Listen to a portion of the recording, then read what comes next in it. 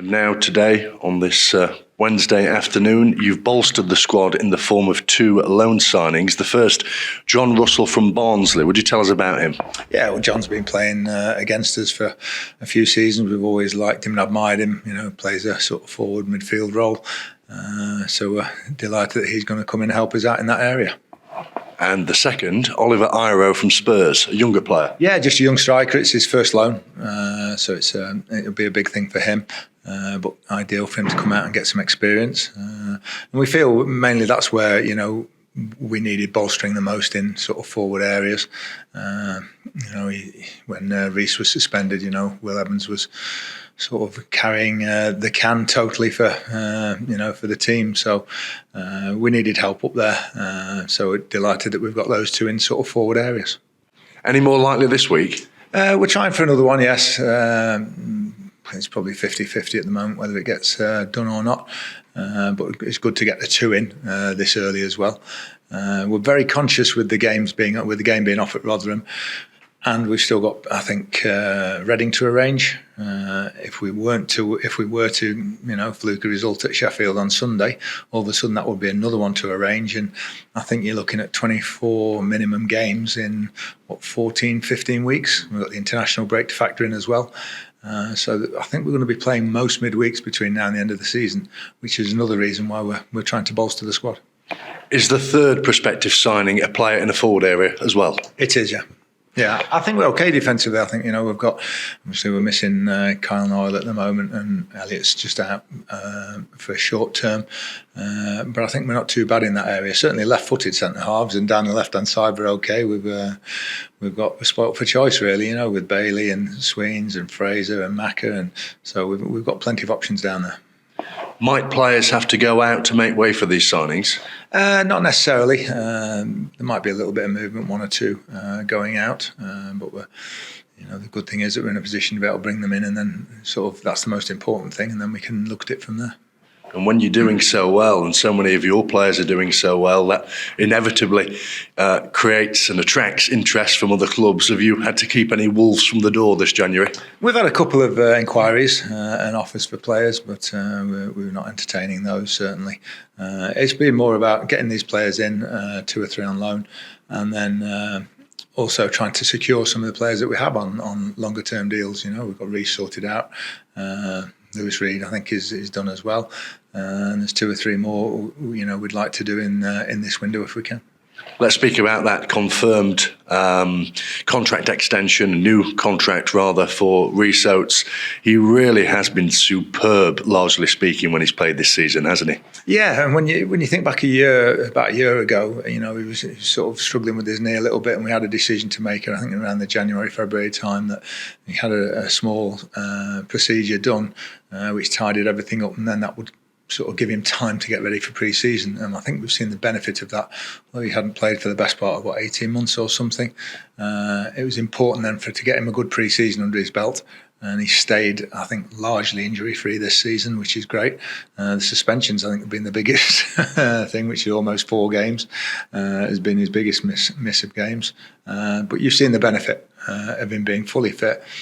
And hopefully now we've got him some help up there as well, so he can do his usual sort of 60-70 minutes, all coming on for 20 or 30 and having a real impact on games. Let's speak about players and those in the treatment room. Who's still receiving treatment as we speak on this Wednesday afternoon? I still think it's 7 or 8 out or something like that.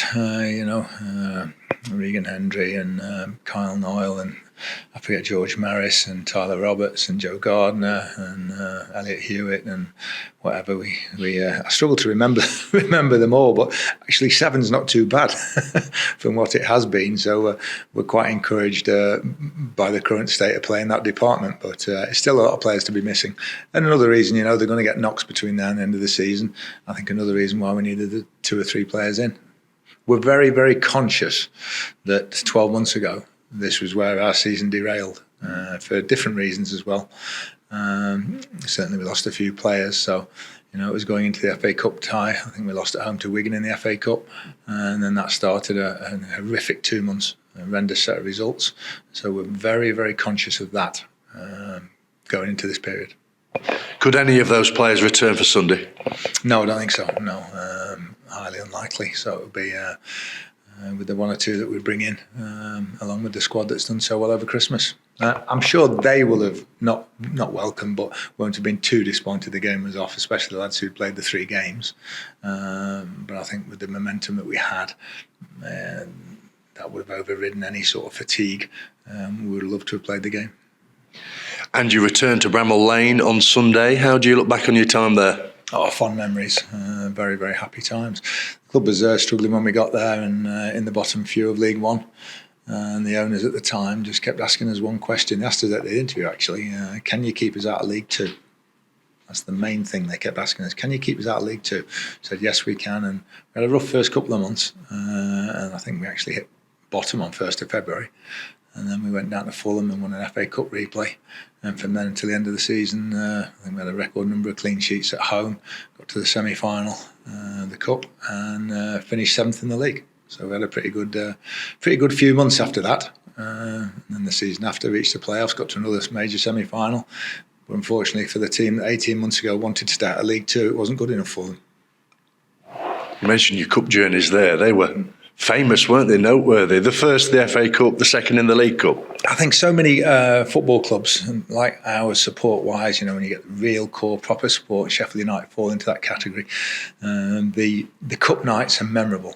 And we had a lot of them, and day matches as well. I remember, at home, we beat, I think, Forest when they were in it on a great run under Billy Davis. We managed to get past them, and winning. I think we won at West Ham on penalties. We beat Fulham in the last kick in extra time, and then semi-finals against Hull at Wembley and against Spurs over two legs and lost narrowly. Scored 3 goals against Hull at Wembley, and still got done. And just Mr. Eriksson doing us in for Spurs, putting 2 unbelievable goals in at Bramall Lane to get them through 3-2 on aggregate. But very, very, a lot of good people at Sheffield United, a lot of good people, and looking forward to seeing them, and delighted that Chris is back in charge as well.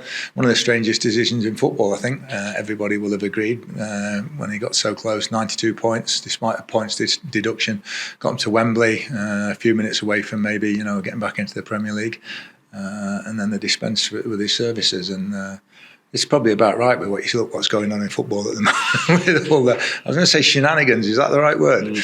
With so many clubs changing managers and then sacking that particular manager after a few games and everything. I don't think there's ever been a more volatile time in the game than there is at the moment. Looking ahead to Sunday, do you think Chris Wilder will rotate his 11? Well, they had the game off on Saturday as well, so not sure. They've got a few injuries.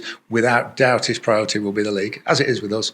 But he'll still want to get through if he can, because you can accommodate another cup game or two.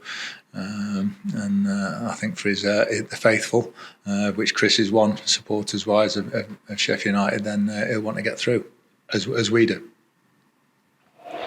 And you'll be backed by a near sell-out crowd in the away end, over 4,700 Stags fans making the trip. Brilliant. Well, we went to the other side of Sheffield, was it a couple of years ago now, something like that? Rhys Oates scored a magnificent goal that night, didn't he? And got through on penalties, and the support that night was incredible. So best thing about the cup draw, ticket price is great as well. It's a tenner, which is what it should be after Christmas for supporters.